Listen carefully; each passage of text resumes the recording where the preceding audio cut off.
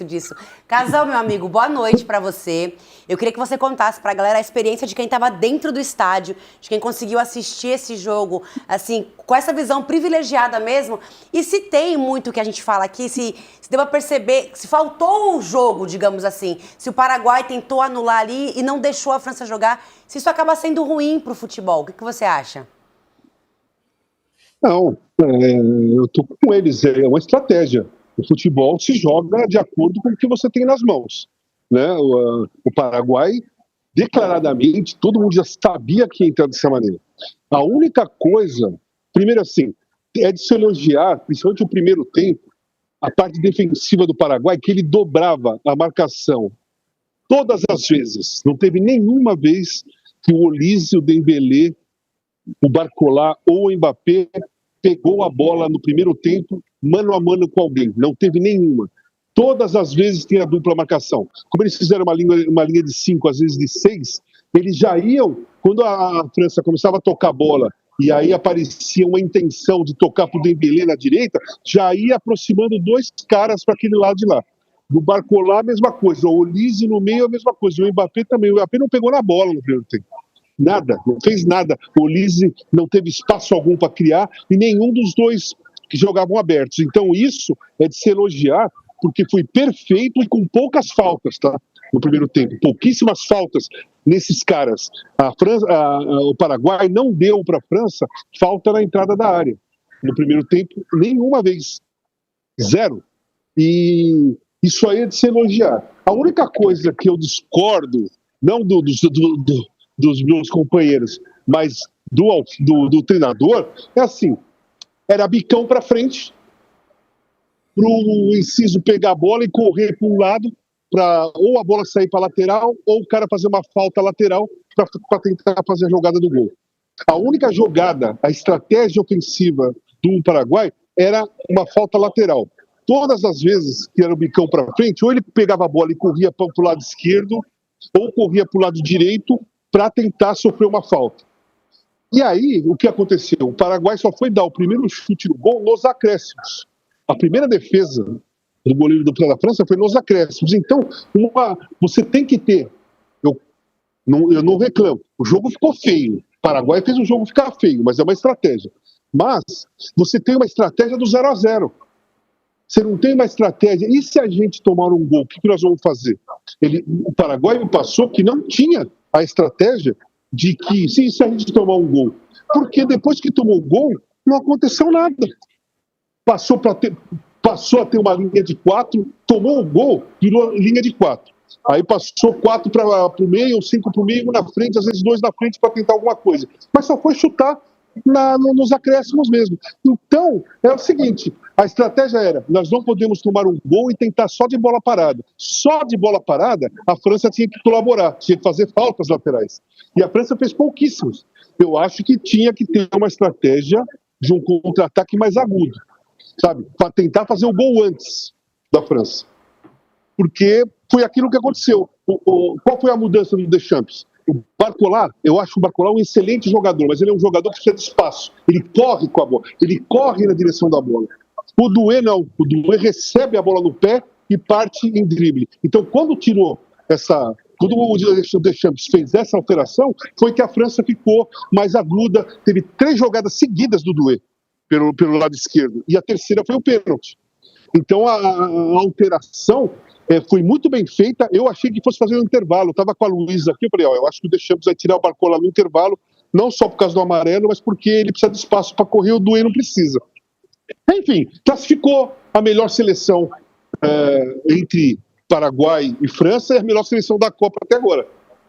O pessoal aqui no chat falou que venceu o futebol. E aí aqui o Thiago, ele fala que o Paraguai estacionou um ônibus dentro de campo. E aqui, Paraguai estacionou um ônibus dentro de campo. E o antifutebol, isso é quase um antifutebol, esse jogo que o Paraguai fez. Algo que diverge, como o Casão falou, é uma estratégia, foi uma estratégia que foi feita, mas aí, Gabriel, em cima disso que o Casão falou, a estratégia era jogar a bola para frente, mas ainda assim os jogadores não acompanhavam, né? Então, mesmo que a bola passasse, fosse um pouco mais para a ponta, não tinha ninguém para acompanhar e para poder fazer alguma jogada. O jogo era, obviamente, um jogo de uma prorrogação, né? Porque o Paraguai não teve nenhuma ideia ofensiva, né, em cima do jogo. E aí quando você toma o 1-0, nesse contexto de pênalti individual, eu acho que ele demora também para expor um pouco mais o time, porque eu entendo que em contexto de Copa do Mundo, ele vai para casa hoje o Alfaro pensando, eu fiz uma estratégia assim, funcionou até que teve um pênalti na grande área, que é um erro individual, e aí a gente vazou por conta disso. Mas já que já estava 1-0, ele poderia ter enfim, feito algumas trocas mais ofensivas, e aí ao tirar o Inciso e colocar o Caballero, acho que você perde muito ofensivamente. O Caballero é um jogador que não tem, assim, nenhum refino técnico, né, nem para marcar pressão exatamente. Então você perde muito essa característica. Ele tenta o Ávalos depois, ele tenta colocar o Maurício, já era tarde para sua equipe. Mas acho que ele expôs pouco o time quando já estava 1-0, porque aí tomar 1-0, 2, 3, pouco muda para a seleção paraguaia. Acho que já era a ideia de jogo, não jogou, teve um jogo de, entre aspas, proteção defensiva, né? Com uma linha muito baixa, mas aí não tinha esse escape, né? Assim, no jogo contra a própria Alemanha, quando você pega de exemplo, ainda escapava volta e meia, teve chances, né? Teve o Almiron, teve o próprio Ávalos, teve também o Inciso com chances reais. Hoje nem isso teve e foi uma escolha tática que não deu certo por esse erro individual. Estava tudo correndo bem, tudo ali corretamente. Ele tira o Alderete também, que é um jogador um pouquinho mais rápido do que o Canales, né? E acho que isso teve um peso pensando na bola aérea, talvez, mas aí não era um jogo de bola aérea. E a França, com bola no chão, é um time muito forte, né? Então, essa troca do é muito inteligente também, porque ele parte mais para dentro da área, ele não tem medo das pernas do marcador, né? Então, ele tem um pouco dessa característica e isso funcionou. E um pouco do jogo do Mbappé também, que tirou os caras do sério ali. A gente tem uma enquete para vocês participarem também de casa. Tem uma galera assistindo aqui o Fim de Papo. Então aproveite e deixe sua curtida. A gente está aí com uma meta de 500 likes, que é menos de 50% da galera que está assistindo. Então, por favor, vote na enquete, deixe o seu like e participe aqui com a gente. A França passar dificuldades diante do Paraguai indica que não é tudo isso, mata-mata é assim mesmo ou entrou de salto alto? Samir, você acha que a França passou dificuldade perante o Paraguai, essa estratégia que ele teve, ou não? Não teve dificuldade? Não, passou dificuldades pela questão do esquema da seleção paraguaia, mas eu votaria aí, né, e o meu voto será mata-mata, é assim mesmo. Eu não entendi que a França entrou com salto alto. Eu acho que até a Argentina ontem a gente poderia encaixar mais um pouco no salto alto do que a França. A França, no momento algum, salto alto. A França teve dificuldades realmente de entrar na área do Paraguai. Eu acho que muito que o Casão falou, né, do Doué com o drible, faltou no primeiro tempo também a França tentar entrar driblando, trocando passes até por dentro. Buscou tentar abrir o ferrolho paraguaio com jogadas pelos lados, né, que é muito comum. Né, as linhas estão fechadas ali, um 5-4-1, um 5-5, eles tentavam abrir sempre, abrir para o lado direito, abrir para o lado esquerdo, e no final acabava com um cruzamento, e muitas vezes, né, com maioridade ali da defesa do Paraguai. Então faltou o drible, faltou você entrar trocando passes ali até por dentro também. Eu acho que foi isso que a França teve dificuldades, e não que entrou de salto alto, teve realmente dificuldades para vencer esse ferrolho do Paraguai. Mata-mata é assim mesmo, né? Esse é o problema do mata-mata, né? Nem sempre vai vencer o melhor. A gente tem aqui, essa Copa é a Copa dos recordes, né? A gente vem falando isso cada vez mais. E o Mbappé tá na terceira Copa dele, desde 2018, e ele bateu mais um recorde, o de gols feitos em mata-mata, já são 11. E com isso ele supera as seleções inteiras, assim. Ele com 11 gols, Brasil, 10 gols. Inglaterra, 10 gols. Portugal, 9. Espanha, 4. Ou seja, ele com mais gols do que outras seleções. 11 gols no total participando de mata-matas, Casagrande. Ver o Mbappé jogar assim, ao vivo, é realmente muito diferente, Casão? Não, ele é muito diferente. Hoje ele não jogou bem. Ele não jogou bem. Tanto que ele perdeu gols, né, cara a cara com o goleiro.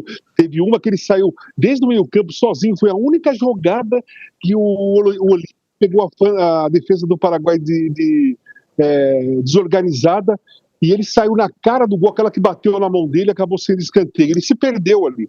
E a última jogada foi a mesma coisa. Ele chutou, o goleiro rebateu, ele chutou e o goleiro pegou. Então ele não foi bem na partida. Mas se você vê a tentativa de movimentação dele, é espetacular, é incrível. A gente observando aqui... Desculpa, vocês estão me ouvindo? Estamos sim, tá perfeito, Casão. A gente Vocês estão me observa... ouvindo? Estamos sim. É porque sumiu a imagem toda. Deixa eu só falar uma coisa, né? Claro. Eu concordo plenamente, assim. Porque a resposta mais próxima é mata-mata assim mesmo. Mas, assim, a dificuldade, qual dificuldade que a França teve? Porque quando eu vejo dificuldade num jogo, é uma coisa completa. Você tem dificuldade para marcar um gol, dificuldade para criar e sofre contra-ataques, o goleiro tem que fazer defesa. Não foi isso. A única dificuldade da França foi encontrar espaço para atacar ou para entrar no jogo, na defesa do Paraguai. Foi a única dificuldade, porque ela tocou a bola tranquilamente, ela ia para o lado, eles tentavam, eles erraram muito os dribles, porque tinha dupla marcação, mas quando o Paraguai pegava na bola, ele rifava. Bicão para frente, muito bicão para a linha lateral, muito bicão para os lados, bicão, sabe?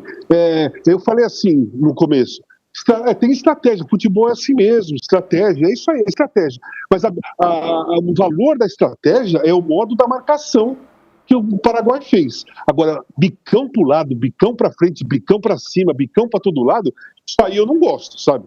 Eu não gosto. Sinceramente, eu não gosto do jogo que o Paraguai fez quando ele tem a bola. Eu admiro a marcação do adversário melhor quando eles estão sem a bola, como eles se mexeram muito bem. Agora, ficar dando só bicão para frente é desagradável. Sabe, é assim, ó, a França teve que ter paciência, o árbitro teve que ter paciência, a torcida teve que ter paciência e a gente que veio trabalhar também teve que ter paciência, porque ficava olhando só bicão para cima e para o lado. Eu até brinquei aqui